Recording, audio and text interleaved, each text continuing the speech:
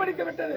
ஆகாயத்துக்கு பூமிக்கு நிக்கிறாங்க. இன்னுக்கும் மண்ணுக்கும் கோரம் உருவம் எடுத்து இப்படி இருக்கிறாங்க. எனக்கு ரொம்ப பயமா இருக்குங்க. அதனால தங்கையே, என் தங்கையினுடைய ரத்தவரி பித்தவரி அவளுடைய கொலைவரி தீக்கணும். ஆமா. அப்ப என்ன கொடுக்கணும்? என்ன?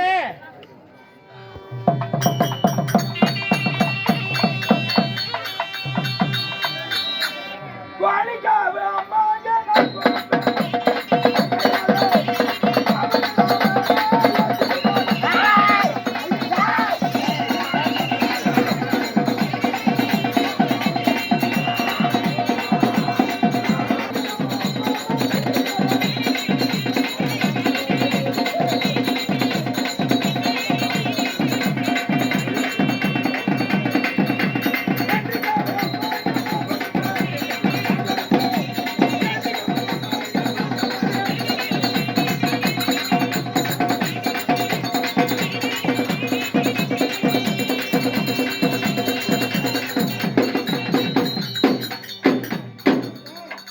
ஆட்டிக்காவை 1000 தரேன், கோழிக்காவை 1 கோடி தரோம், காவு தரோம், பன்றிக்காவை என்னன்னு பேசுறேன் யாரு யாரு பைத்தியம்?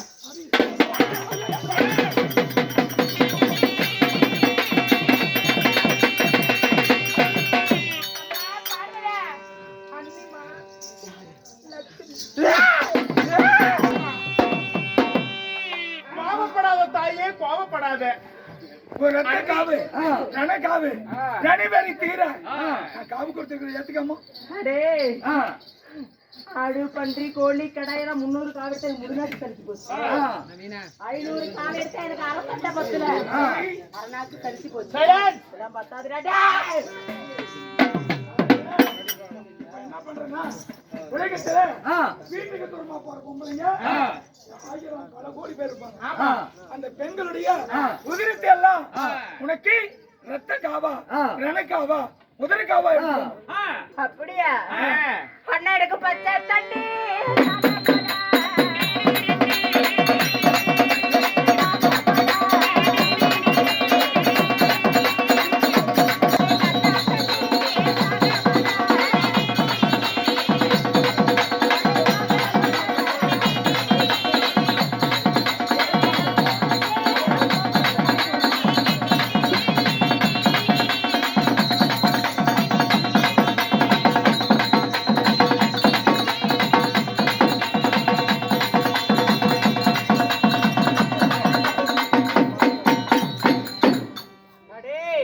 எவ்வளவு கொடுத்தேன் அவ்வளவு பத்தல உங்களுக்கு ஒரே ஒரு வழி தான்.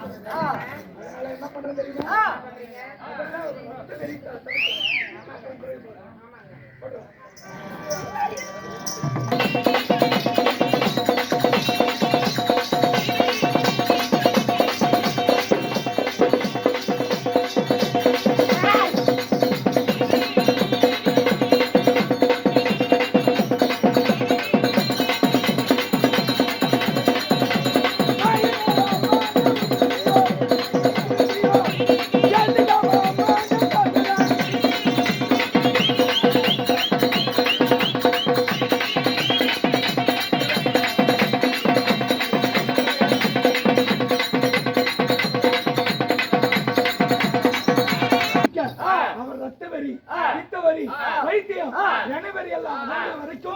வலதுகால் தொடைய அறுத்து அவளுக்கு ஜலமாய் கொடுத்து அந்த உதிரமாய் கொடுத்து உதிரத்தை பித்தவரியை தீர்த்திருக்கிறார். உனக்கு என்ன வேணும்? எனக்கு பச்சை தண்ணி தாக பல்லு உணர்ந்து போகுது, நல்ல தண்ணி தாக எனக்கு நான் உணர்ந்து போகுது. இந்த செத்த நேரம் பேசணும் குறவழி கடிச்சு ஒரு ரத்த தாண்டா குடிப்பான்னா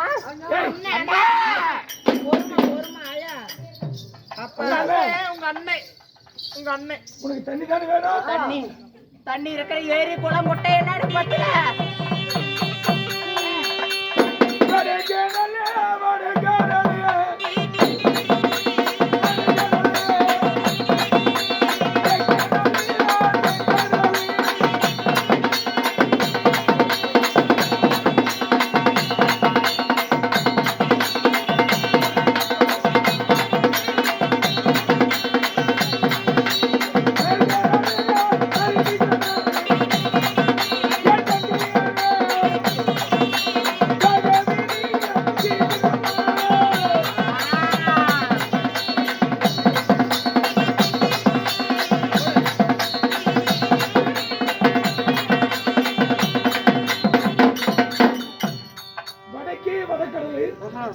தென்கடல், மேற்கு அரபிக்கடல், ஏரி, கிணறு, குட்டை, குளம் இப்படி எல்லாம் இருக்குது. அதெல்லாம் குடிச்சுக்கலாமா? வடக்கு இருக்கிற கடல்ல போய் நான் குடிக்கிறேன், என் தாகத்தை தீர்த்துக்கிறேன்.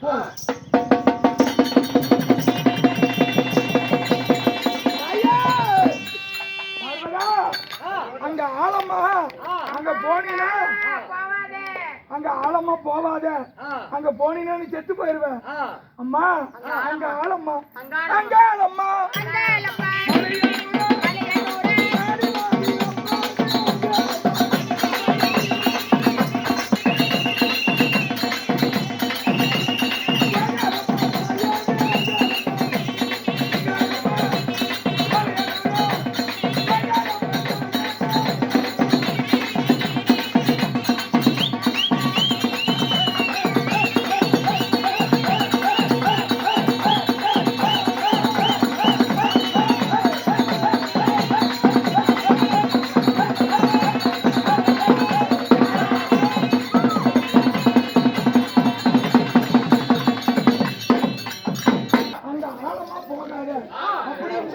வாயினுடைய வார்த்தைய வாயினால சொன்னதுனால இன்று முதல் இந்த பார்வதிக்கு அங்காளம்மனுக்கு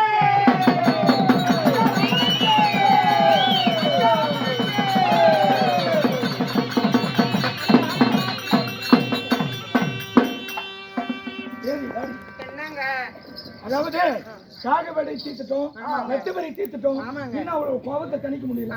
பார்த்தா பச்சை மரம் எல்லாம் பத்தி எரியுது, பறக்கிற பறவை எல்லாம் பத்தி எரியுது. அதனால அவருடைய கோபத்தை தணிக்க ஒரே ஒரு வழிதான் இருக்கு. என்னுடைய பேச்சு இல்லாம சிவனை கேட்காம கூட்டிட்டு போயிட்டோம்ல, ஓடி போய் கல்யாணம் பண்ணிட்டோம்ல. அதனால நான் கோபத்துல இது வரைக்கும் சீர்வரிசை செய்யல. அதனால இப்ப போய் நல்லவைகளை போல பேசி தன்மையாக நகை நட்டு போடுறேன்னு சொல்லி கூட்டிட்டு வந்து மல்லாக்க படுக்க வச்சு கை காலுக்கு விலங்கு போட்டா முடிஞ்சிச்சு. அவ கோபம் தீர்ந்து போயிருமா? அதுக்கு பொம்பளைங்க நீங்க தானே வழி செய்யணும். எனக்கு பார்த்தாவே பயமா இருக்கு. அப்படியா? என்னையா கொண்டு போய் மாட்டு விடுங்க, அண்ணனாச்சு தங்கையாச்சு, நான் என்ன போய் பண்ண? சரி வாடி அம்மா. தங்கையே அண்ணா, உனக்கு திருமணம் செய்த நாள் முதலாக சீர்வரிசை சீதனம் கொடுக்கல. காலுக்கு காப்பு போடுறோம், கொலுசு கொலுசு கொலுசு நான் கைக்கு கழுத்துக்கு வைர நெக்லஸ், காதுக்கு கம்மல், சுட்டி, இடுப்பு ஒட்டியானோ எல்லாம் உனக்கு பாதத்திலிருந்து காலை வரைக்கும் போட்டுருவோம். அண்ணா மாயவா, நான் திருமணம் செய்த நாள் முதலாக இருந்து எனக்கு வந்து நீ எதுவுமே கொடுத்தது இல்ல. இன்னைக்கு என்னடா திடீர்னு தாய் விட்டு சீதனம்? என் பொண்டாட்டி எடுத்து சொன்னா பொம்பளையோட மனசு பொம்பளைக்கு தான் தெரியும். நீ உன் தங்கச்சிக்கு செய்ய வேண்டியதெல்லாம் செய்யன்னு சொன்னான். அண்ணா, என்ன பாத்தியா எந்த குளத்துல இருக்கிறேன்னு? கண்ட கண்ட துணி பொறைக்கி சிட்டாங்க கட்டி நான் சித்திராத பட்டுட்டு இருக்கிறேன். எனக்கு நீ தாய் விட்டு சீதனம் தம்பி நீ என்னம்மா வானத்துக்கும் பூமிக்கும் சரியா இருக்கிற, நான் இருக்கிறது ஒரு 5 அடியில் இருக்கிறேன். எப்படிமா நான் எட்டி போட்டுருது? அதற்கு மல்லாக்க படுத்துக்க, நாங்க படுக்க வச்சு எல்லாரும் ஆகாயத்துக்கு பூமிக்கும் அந்த உருவத்தை இறக்கி எங்களை போல ஒரு சின்ன உருவமா வந்து அப்படியே படு, அப்படி நாங்க போடுறோம். நீங்க படுத்துக்கிட்டா மீதியெல்லாம் நாங்க பாத்துக்கிறோம். எது வடக்கு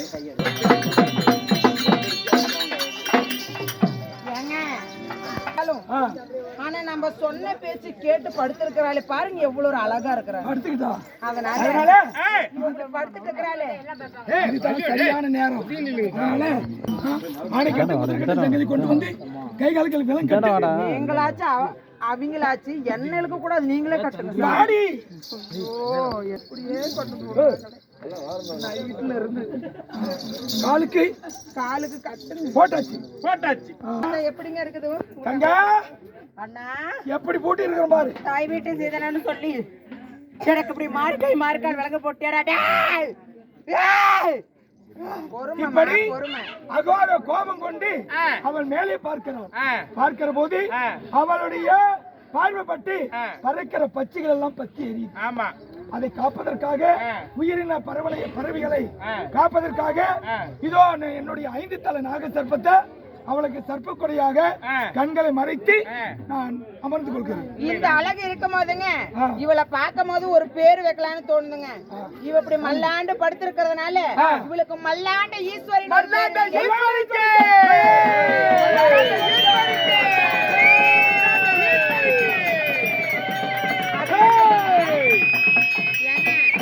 அது மட்டும் இல்ல, நீங்க இப்படி இவளை வந்து இத்தனை கோவத்தை அடக்கி இப்படி வந்து பூதல் உடலால இப்படி இங்க படுக்க வச்சிருக்கீங்க. அதனால பூத நாச்சியம்மன் சொல்லி ஒரு பேர் வைங்க.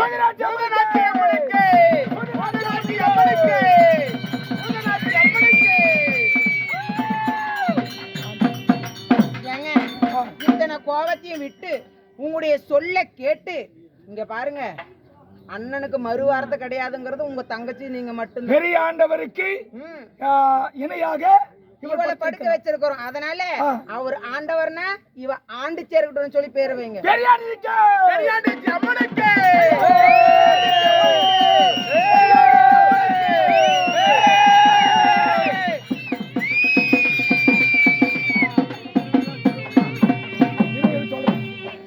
அதாவது அங்காள பரமேஸ்வரி, பெரியாண்டிச்சி, பூதநாட்சி அம்மன், மல்லாண்டி ஈஸ்வரி என்று பெயர்.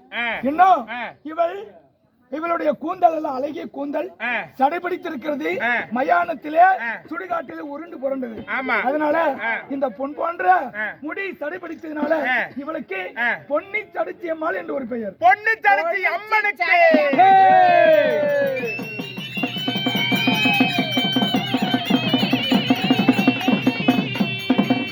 அப்புறம் என்ன பண்ணாங்க தெரியுமா? என்னங்க? சிவனுக்கும் சக்திக்கும் பித்தவரி பிடித்து பைத்தியமா இருக்கும் போதே சுடுகாட்டுல 2 பேரும் ஒண்ணு சேர்ந்தாங்க. தேவர் அல்லவா? சேர்ந்த உடனே ஒரு குழந்தை பிறந்தது. குழந்தை பிறந்த உடனே அந்த பைத்தியத்திலையும் தன்னுடைய குழந்தைக்கு எடுத்து பாசத்தோடு பால் கொடுத்தாள். அந்த பால் கொடுத்ததுனால, பாசத்தோடு பால் கொடுத்ததுனால பாசமிக்கு பச்சையம்மன் என்று ஒரு பெயர். பச்சையம்மனுக்கு.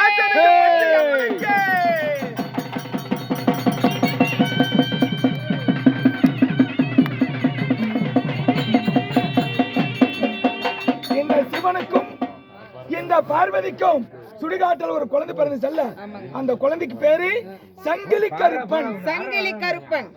அப்படி அங்காள பரமேஸ்வரி, பெரியாண்டிச்சி அம்மன், பூதநாட்சி அம்மன், மல்லாண்டீஸ்வரி அம்மன், பொன்னி சடைச்சி அம்மன், பச்சையம்மன் என்று சொல்லக்கூடிய பல பெயர்களுக்கு சொந்தக்காரையாகி இப்படி படுத்திருக்கிறாள். அதனால இன்று முதல் இந்த பூத உடலை விட்டு பார்வதியாக எடுத்து சென்று சிவனிடத்தில இடிபாகத்திலே அமர வைக்க வேண்டும். அதனால இந்த பூத உடலை மண் உடலாக பெரியாண்டிச்சு பதியாக போட்டு சக்தியை கொடுத்து அருளை கொடுத்து அவளை தேடி வருகிற பக்தர்களுக்கு நல்ல வரங்கள், அருள், அதாவது கொடுக்கிற வரம் பலிக்க வேண்டும் என்று எல்லாம் இந்த பெரியாண்டிச்சி அம்மனுக்கு அருளை கொடுத்து எல்லாரும் பங்காளிங்க, சொந்த பந்தங்கள், எதிராளி, பகையாளி, செய்வனை, திஷ்டி பார்வை எதுவா இருந்தாலும் விட்டு விலக வேண்டும் என்று உங்கள் கையில் உள்ள பொற்காட்சிகளை அம்மாளுக்கு காணிக்கை செலுத்தி பாதத்தை போட்டு அவ பாதத்துக்கு அடியில் இருக்கிற மண்ணை எடுத்துட்டு போய் வீட்டுல வச்சாவோ, நெத்தியில வச்சுக்கிட்டாவோ, குழந்தைங்க உடம்பு சரியில்லாம போனவோ அதை எடுத்து வைத்தால் பெரியாண்டிச்சிக்கு நிகரான தெய்வமே இல்ல. அதனால எல்லா பேடைகளை விலகும். எங்க மஞ்சள் தூள் சேர்ப்போம்.